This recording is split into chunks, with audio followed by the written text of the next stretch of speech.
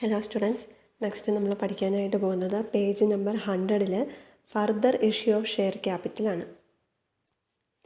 Section 62. നമുക്കറിയാവുന്ന ഒരു കാര്യമാണ്, ഒരു കമ്പനിയുടെ അഡ്മിനിസ്ട്രേഷൻ അല്ലെങ്കിൽ അതിൻ്റെ ഭരണം എന്ന് പറയുന്നത് മെജോറിറ്റി ഷെയർ, അതായത് ഭൂരിഭാഗം ഷെയർ ആരാണോ കൈവശം വെച്ചിരിക്കുന്നത്, ഏത് ഗ്രൂപ്പാണോ കൈവശം വെച്ചിരിക്കുന്നത്, അവരാണ് ആ കമ്പനീനെ അഡ്മിനിസ്റ്റർ ചെയ്യുന്ന അല്ലെങ്കിൽ ഭരിക്കുന്ന ആൾക്കാരെന്ന് പറയുന്നത്. അതുകൊണ്ട് തന്നെ ഒരു കമ്പനി ഫർദർ ഇഷ്യൂ, അതായത് ഫർദർ ഇഷ്യൂ എന്ന് പറഞ്ഞിട്ടുണ്ടെങ്കിൽ പിന്നീട് ഷെയർ ഇഷ്യൂ നടത്തുന്ന സമയത്ത് ഈ പറഞ്ഞ കാര്യങ്ങളെല്ലാം കുറച്ച് കൺസിഡർ ചെയ്യേണ്ടതാണ്. ടെക്സ്റ്റിൽ പറഞ്ഞിരിക്കുന്നത് നോക്കുക. The act to provide that where at any time the company having a share capital proposes to increase its subscribed capital by the issue of further shares, such shares shall be offered in the first instance to the existing share holders. അപ്പോൾ ഏതെങ്കിലും ഒരു company വീണ്ടും share issue നടത്തിക്കൊണ്ട് അവരുടെ capital increase ചെയ്യാനായിട്ട് താല്പര്യപ്പെടുന്നുണ്ട് എങ്കിൽ അവർ first ആ share offer ചെയ്യേണ്ടത് ആർക്കാണ്? എക്സിസ്റ്റിംഗ് ഷെയർ ഹോൾഡേഴ്സ്, അതായത് നിലവിലുള്ള ഷെയർ ഹോൾഡേഴ്സിന് വേണം ഫസ്റ്റ് ഷെയർ ഓഫർ ചെയ്യാനായിട്ട്. അത് കഴിഞ്ഞിട്ടേ പബ്ലിക്കിന് ഓഫർ ചെയ്യാനായിട്ട് പാടുള്ളൂ.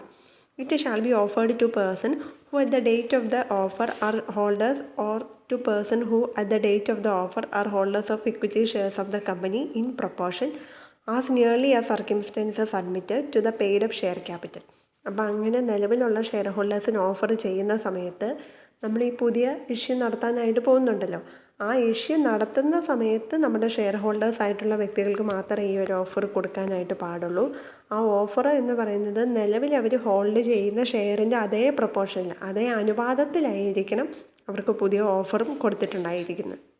അതായത് കൂടുതൽ ഷെയർ ഹോൾഡ് ചെയ്യുന്ന വ്യക്തികളാണെന്നുണ്ടെങ്കിൽ അവർക്ക് കൂടുതൽ പർച്ചേസ് ചെയ്യാനായിട്ടുള്ള ഓഫറും, കുറച്ച് ഷെയർ കൈവശം ഇരിക്കുന്നവർക്കാണെന്നുണ്ടെങ്കിൽ കുറച്ച് ഷെയർ പർച്ചേസ് ചെയ്യാനായിട്ടുള്ള, അതായത് ആനുപാതികമായിട്ടാണ് അവർക്ക് ഓഫർ പ്രൊവൈഡ് ചെയ്യുന്നത്.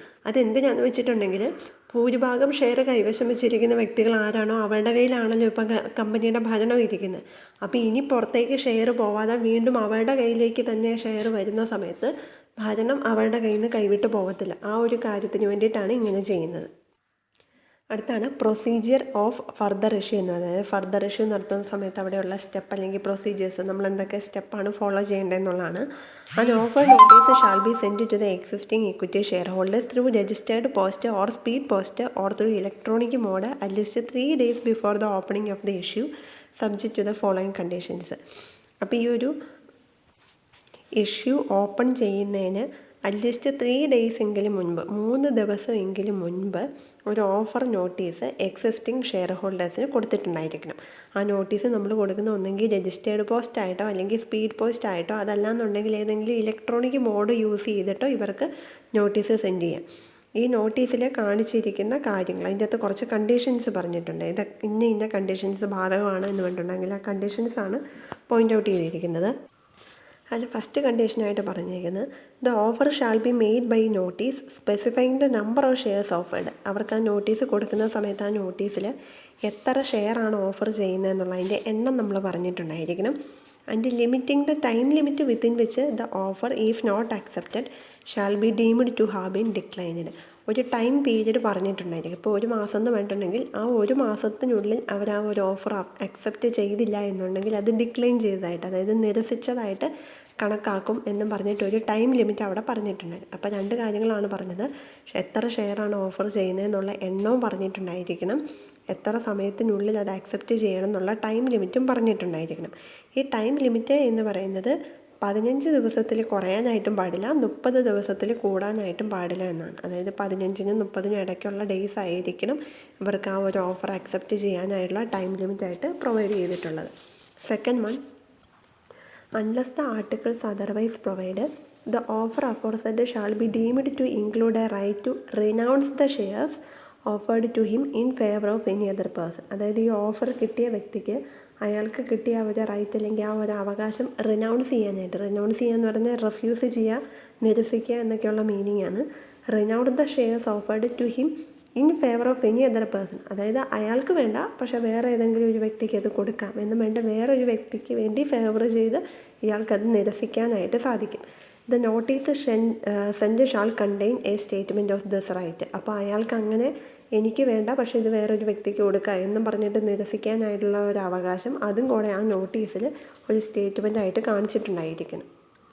തേർഡ് വൺ പറഞ്ഞിരിക്കുന്ന after the expiry of the time specified in the notice aforesaid. അപ്പോൾ നമ്മൾ ആ നോട്ടീസിൽ ഒരു ടൈം പീരീഡ് പറഞ്ഞിട്ടുണ്ടെന്ന് പറഞ്ഞല്ലോ, ആ ഒരു പീരീഡ് എക്സ്പയർ ആയി കഴിയുമ്പോൾ or on receipt of earlier intimation from the person to whom such notice is given that he declined to accept the shares offered, the board of directors may dispose of them in such a manner which is not disadvantageous to the shareholders and the company.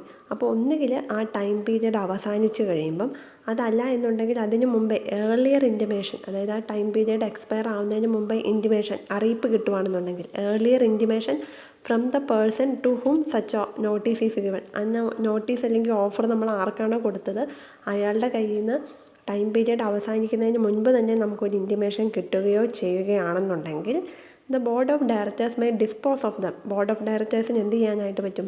May dispose of them. Dispose of them എന്ന് പറഞ്ഞിട്ടുണ്ടെങ്കിൽ ഒന്നെങ്കിൽ വക തിരിച്ചു വിടുക, അല്ലെങ്കിൽ അതിൻ്റെ മേൽ തീരുമാനം എടുക്കുക എന്നൊക്കെയുള്ള മീനിങ്ങിലാണ് ഡിസ്പോസ് ഓഫ് ദം എന്ന് പറഞ്ഞിരിക്കുന്നത്. In such manner which is not disadvantages to the share holders and company.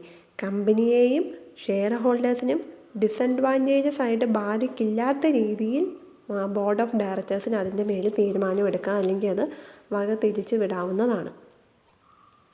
The shares shall also be offered to employees under a scheme of employee stock option subject to special resolution passed by company and subject to such a condition as may be prescribed.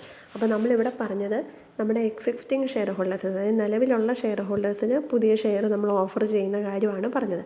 അതുകൂടാതെ വേണമെന്നുണ്ടെങ്കിൽ നമുക്ക് share എംപ്ലോയീസിന് വേണ്ടിയിട്ട്, നമ്മുടെ തൊഴിലാളികൾക്ക് വേണ്ടിയിട്ട് നമുക്ക് offer ചെയ്യാനായിട്ട് സാധിക്കും. അതിന് വേണ്ടിയിട്ടുള്ള ഒരു സ്കീമാണ് എംപ്ലോയി സ്റ്റോക്ക് ഓപ്ഷൻ എന്ന് പറയുന്നത്. അപ്പോൾ അങ്ങനെ എംപ്ലോയീസിന് വേണ്ടി കൊടുക്കണമെന്നുണ്ടെങ്കിൽ സ്പെഷ്യൽ റെസൊല്യൂഷനൊക്കെ പാസ്സാക്കിയിട്ടുണ്ടെങ്കിൽ മാത്രമേ സാധിക്കുകയുള്ളൂ. അതേപോലെ കുറേ കണ്ടീഷൻസൊക്കെ പറഞ്ഞിട്ടുണ്ട്, അതൊക്കെ സാറ്റിസ്ഫൈ ചെയ്തിട്ടുണ്ടായിരിക്കണം. അപ്പോൾ നമ്മളിപ്പോൾ പഠിച്ചത് ഫർദർ ഇഷ്യൂ ഷെയർ ക്യാപിറ്റലാണ്. എന്ന് പറഞ്ഞിട്ടുണ്ടെങ്കിൽ ഒരു കമ്പനി കൂടുതൽ ക്യാപിറ്റൽ റൈസ് ചെയ്യാൻ വേണ്ടി വീണ്ടും ഷെയർ ഇഷ്യൂ ചെയ്യുന്നതാണ്. അങ്ങനെ ഇഷ്യൂ ചെയ്യുന്ന സമയത്ത് എക്സിസ്റ്റിംഗ് ഷെയർ ഹോൾഡേഴ്സിൻ്റെ അഡ്മിനിസ്ട്രേഷൻ അല്ലെങ്കിൽ ഭരണം നഷ്ടപ്പെടാതിരിക്കാൻ വേണ്ടി അവർക്കാണ് നമ്മൾ ഫസ്റ്റ് ഷെയർ ഓഫർ ചെയ്യുന്നത്. എന്നിട്ട് അവർക്ക് വേണ്ടാന്നുണ്ടെങ്കിൽ മാത്രമേ പുറത്തേക്ക് ഓഫർ ചെയ്യാറുള്ളൂ. അപ്പോൾ അങ്ങനെ ഓഫർ ചെയ്യണമെന്നുണ്ടെങ്കിൽ അവിടെ കുറച്ച് കണ്ടീഷൻസൊക്കെ പറഞ്ഞിട്ടുണ്ട്. ആദ്യമേ അവർക്കൊരു ഓഫർ നോട്ടീസ് അയക്കണം. അതായത് ഇഷ്യൂ ഓപ്പൺ ചെയ്യുന്നതിന് 3 ദിവസം മുൻപെങ്കിലും അവർക്ക് നോട്ടീസ് അയച്ചിട്ടുണ്ടായിരിക്കണം. അത് സ്പീഡ് പോസ്റ്റോ രജിസ്റ്റേർഡ് പോസ്റ്റോ വഴി നമ്മൾ അയക്കണം. ആ നോട്ടീസിൻ്റെ അകത്ത് എത്ര ഷെയറാണ് ഓഫർ ചെയ്യുന്നതെന്നുണ്ടെന്നുള്ളതും ഏത് ടൈം ലിമിറ്റിനുള്ളിൽ അവരത് അക്സെപ്റ്റ് ചെയ്യണം എന്നുള്ളതും പറഞ്ഞിട്ടുണ്ടായിരിക്കും. ഇനിയിപ്പോൾ അവർ ആ ഓഫർ അക്സെപ്റ്റ് ചെയ്യുകയോ അല്ലെങ്കിൽ നിരസിക്കുകയോ ചെയ്തിട്ടുണ്ടെങ്കിൽ ബോർഡ് ഓഫ് ഡയറക്ടേഴ്സിന് അതിനനുസരിച്ചുള്ള തീരുമാനം എടുക്കാനായിട്ട് സാധിക്കുന്നതാണ്. എക്സിസ്റ്റിംഗ് ഷെയർ ഹോൾഡേഴ്സിന് മാത്രമല്ല എംപ്ലോയീസിന് വേണമെന്നുണ്ടെങ്കിലും ഷെയർ ഓഫർ ചെയ്യാനായിട്ട് പറ്റും. അതിനുവേണ്ടി സ്പെഷ്യൽ റെസൊല്യൂഷൻ പാസ്സാക്കേണ്ടതാണ്. ഇത്തരം കാര്യങ്ങളാണ് പറഞ്ഞത്. അടുത്താണ് ഇഷ്യൂ ഷെയർസ് ടു ഔട്ട്സൈഡേഴ്സ്. പുറത്തുള്ള വ്യക്തികൾക്ക് വേണ്ടി നമ്മൾ ഷെയർ ഇഷ്യൂ ചെയ്യുന്നത്. The shares may be offered to any person if it is authorized by a special resolution, whether or not those persons are existing shareholders or employees entitled to stock option. അപ്പം നമ്മൾ പുറത്തുള്ള വ്യക്തികൾക്ക് അല്ലെങ്കിൽ ഔട്ട്സൈഡേഴ്സിന് വേണ്ടിയിട്ട് share issue ചെയ്യണമെന്നുണ്ടെങ്കിൽ അത് special resolution വഴി authorise ചെയ്തിട്ടുണ്ടെങ്കിൽ മാത്രമേ സാധിക്കുകയുള്ളൂ, ഷെയർ ഓഫർ ചെയ്യാനായിട്ട് സാധിക്കുകയുള്ളൂ. അപ്പോൾ അവിടെ നമ്മുടെ ഷെയർ പർച്ചേസ് ചെയ്യാനായിട്ട് വരുന്നത് നമ്മുടെ ഷെയർ ഹോൾഡേഴ്സോ അതായത് എക്സിസ്റ്റിംഗ് ഷെയർ ഹോൾഡേഴ്സോ എംപ്ലോയീസോ ആരെങ്കിലും ആണോ എന്നുള്ളത് ബാധകമല്ല. It may be either for cash or for a consideration other than cash. ഒന്നുകിൽ ക്യാഷിന് വേണ്ടിയിട്ടോ അതല്ലാന്നുണ്ടെങ്കിൽ ക്യാഷ് അല്ലാതെ മറ്റേതെങ്കിലും കൺസിഡറേഷൻസിന് വേണ്ടിയിട്ടോ നമുക്ക് ഇങ്ങനെ ഷെയർ ഇഷ്യൂ നടത്താനായിട്ട് സാധിക്കും. If the price of such share is determined by the valuation report of a registered valuer subject to such condition as may be prescribed. അപ്പോൾ അങ്ങനെ നമ്മൾ ക്യാഷിന് വേണ്ടിയോ ക്യാഷിനല്ലാതെയോ ഷെയർ ഇഷ്യൂ ചെയ്യുന്ന സമയത്ത് ഷെയറിൻ്റെ വാല്യൂ നമ്മൾ കണക്കാക്കുന്നുണ്ട്. അപ്പോൾ ആ വാല്യൂ കണക്കാക്കുന്ന ഒരു വാല്യുവേഷൻ റിപ്പോർട്ടിൻ്റെ ബേസിസിലാണ്. ഈ വാല്യുവേഷൻ റിപ്പോർട്ട് തയ്യാറാക്കുന്നത് ഒരു രജിസ്റ്റേർഡ് വാല്യുവർ, ഇതിൻ്റെ മൂല്യം നിർണ്ണയിക്കാൻ വേണ്ടി അപ്പോയിൻറ്റ് ചെയ്തിരിക്കുന്ന വ്യക്തിയാണ് വാല്യുവർ എന്ന് പറയുന്നത്. അപ്പോൾ വാല്യുവർ കണക്കാക്കുന്നതിൻ്റെ ബേസിസിൽ അയാളുടെ റിപ്പോർട്ടിൻ്റെ ബേസിസിലായിരിക്കും ഈ ഷെയറിൻ്റെ പ്രൈസ് നമ്മൾ ഡിറ്റർമൈൻ ചെയ്യുന്നത്. Next, converting debentures to shares. ചില സമയത്ത് കമ്പനി ഷെയർ ഇഷ്യൂ ചെയ്യുന്ന സമയത്ത് ഡിബഞ്ചർ ഇഷ്യൂ ചെയ്യുന്ന സമയത്ത് അല്ലെങ്കിൽ ലോൺ എടുക്കുന്ന സമയത്തൊക്കെ അവിടെ ഒരു പ്രത്യേകിച്ച് ഒരു ടേമും കൂടെ ഒരു കണ്ടീഷനും കൂടെ അറ്റാച്ച് ചെയ്തിട്ടുണ്ടായിരിക്കും. ഇതിനെ പിന്നീട് ഷെയർ ആയിട്ട് കൺവേർട്ട് ചെയ്യാമെന്നും പറഞ്ഞിട്ട്. അപ്പോൾ അതാണ് നമ്മൾ കൺവേർട്ടിംഗ് ഡിബഞ്ചേഴ്സ് ടു ഷെയർസിൽ കാണാനായിട്ട് പോകുന്നത്. ഡിബഞ്ചർ എന്ന് പറഞ്ഞിട്ടുണ്ടെങ്കിൽ നിങ്ങൾക്കറിയാലോ, കടപ്പത്രമാണ്. കമ്പനി കടമായിട്ട് ക്യാഷ് മേടിക്കാൻ വേണ്ടിയിട്ടാണ് ഡിബഞ്ചർ ഇഷ്യൂ ചെയ്യുന്നത്. ലോൺ റൈസ് ചെയ്യുക എന്ന് പറഞ്ഞാൽ എന്താ? ലോൺ എന്ന് പറഞ്ഞാലും കമ്പനി കടമായിട്ട് മേടിക്കുന്നതാണ്. അപ്പോൾ അങ്ങനെ ഡിബഞ്ചർ ഇഷ്യൂ ചെയ്യുന്ന സമയത്തോ ലോൺ റൈസ് ചെയ്യുന്ന സമയത്തോ അതിനകത്തൊരു ഒരു കണ്ടീഷൻ കൂടെ ചേർത്ത് വെച്ചിട്ടുണ്ടായിരിക്കും.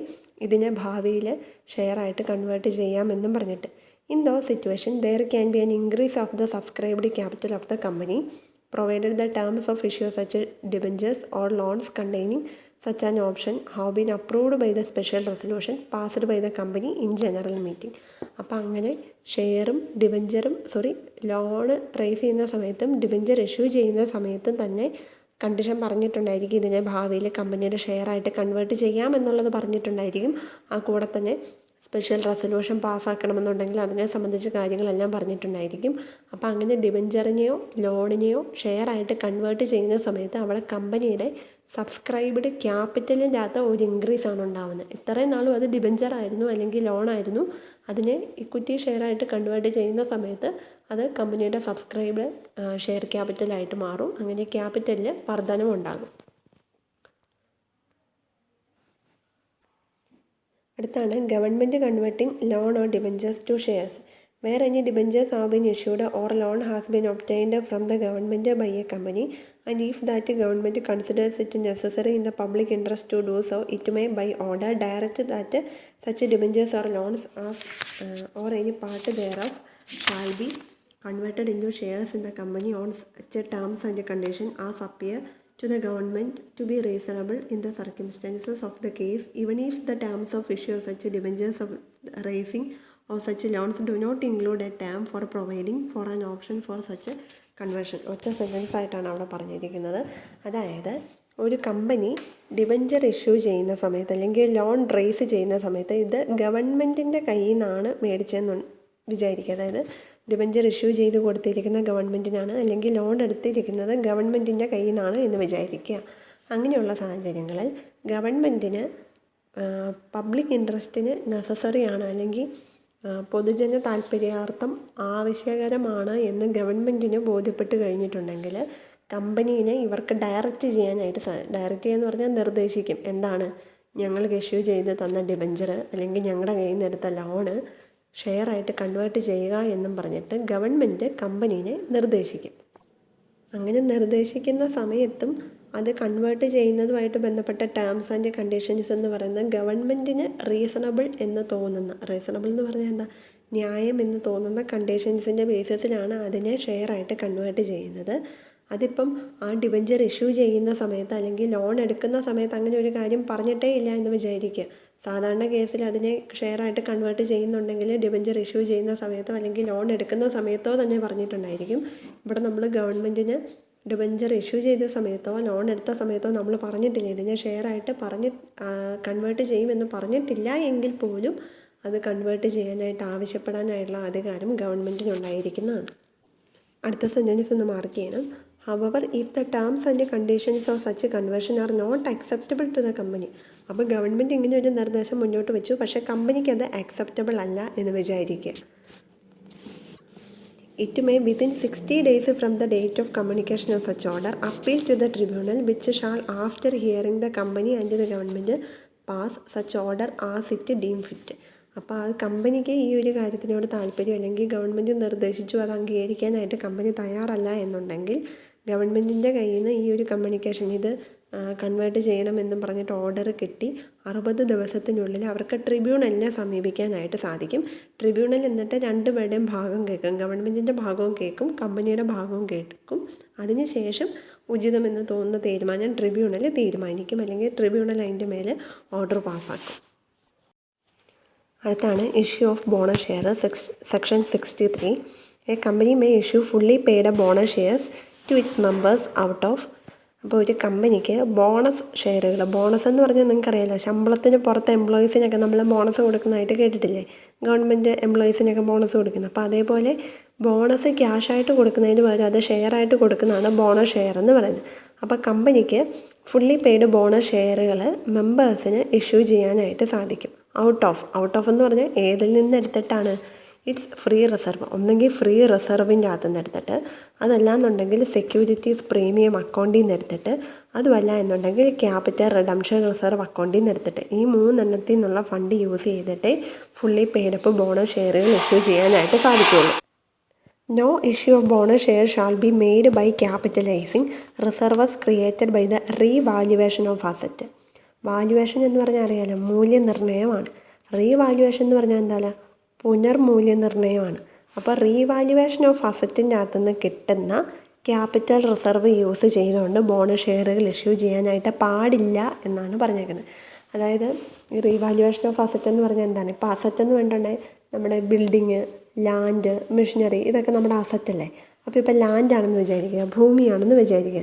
ഈ ഭൂമിക്ക് ഒരു 15 കൊല്ലം മുമ്പ് നമ്മൾ മേടിച്ച ലാൻഡാണെന്നുണ്ടെങ്കിൽ ഇന്ന് അതിൻ്റെ വില എന്ന് പറയുന്നത് കൂടുകയല്ലേ ചെയ്തേക്കുന്നത്. മെഷീനറിയൊക്കെ ആണെന്നുണ്ടെങ്കിൽ ശരി, അതിനൊക്കെ തേയ്മാനമുണ്ട്, ഡിപ്രിസിയേഷനുണ്ട്, അപ്പോൾ അതുകൊണ്ട് അതിൻ്റെ വാല്യൂ കുറഞ്ഞുകൊണ്ടിരിക്കും. പക്ഷേ ലാൻഡ് എന്നൊക്കെ പറയുമ്പോഴത്തേനും, അല്ലെ ബിൽഡിങ് എന്നൊക്കെ പറയുമ്പോഴത്തേനും അതിൻ്റെ വാല്യൂ കൂടുകയാണ് ചെയ്യുന്നത്. അപ്പം റീവാല്യുവേഷൻ നടത്തുന്ന സമയത്ത് അസറ്റിൻ്റെ വാല്യൂ കൂടാനായിട്ട് ചാൻസ് ഉണ്ട്. അപ്പോൾ അങ്ങനെ റീവാല്യുവേഷൻ വഴി കിട്ടുന്ന റിസർവ്, അങ്ങനെയുള്ള റിസർവ് യൂസ് ചെയ്തുകൊണ്ട് ബോണസ് ഷെയറുകൾ ഇഷ്യൂ ചെയ്യാനായിട്ട് പാടില്ല എന്നാണ് പറഞ്ഞിരിക്കുന്നത്.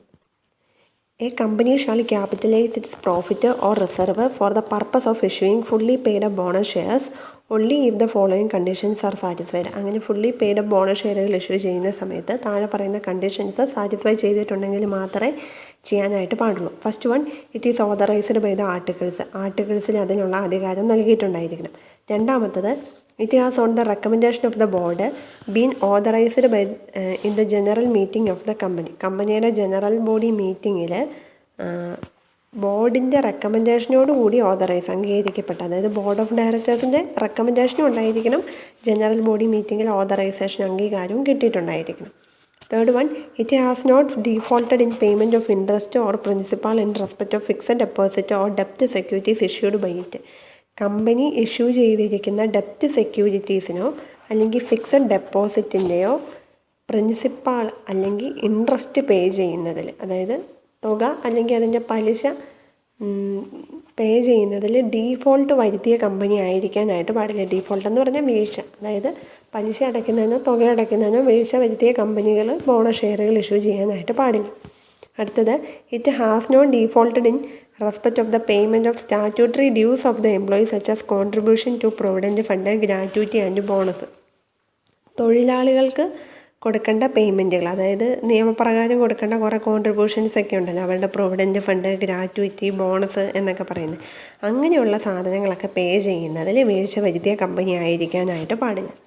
അടുത്ത പറഞ്ഞേക്കുന്നത്, the partly paid up shares if any outstanding on the date of allotment are made fully paid up. അപ്പോൾ ഈ ഷെയർ ഇഷ്യൂ നടത്തുന്ന സമയത്ത് പാർട്ലി പെയ്ഡ് അപ്പ് ഷെയറുകൾ ഏതെങ്കിലും ഉണ്ട്. പാർട്ലി പെയ്ഡ് അപ്പ് എന്ന് പറഞ്ഞാൽ അറിയില്ല, പാർട്ലി എന്ന് പറഞ്ഞാൽ എന്താ, ഭാഗികമായിട്ട് പേ ചെയ്ത ഷെയറുകൾ ഏതെങ്കിലും ഉണ്ടെങ്കിൽ അതിനെ ഫുള്ളി പെയ്ഡ് അപ്പ് ആക്കിയതിന് ശേഷം മാത്രമേ ബോണസ് ഷെയറുകൾ ഇഷ്യൂ ചെയ്യാനായിട്ട് പാടുള്ളൂ.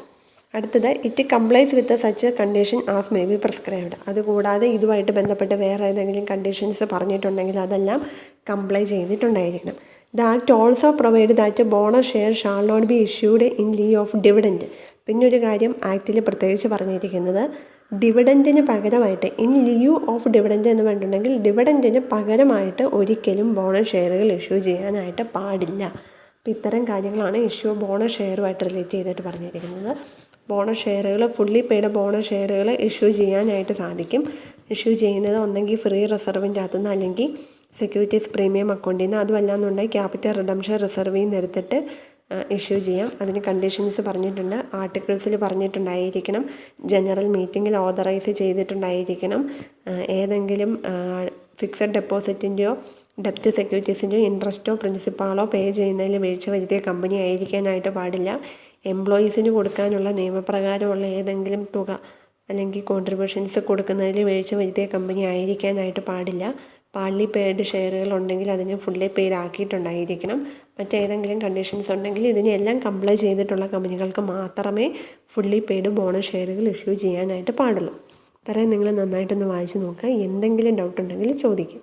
Thank you.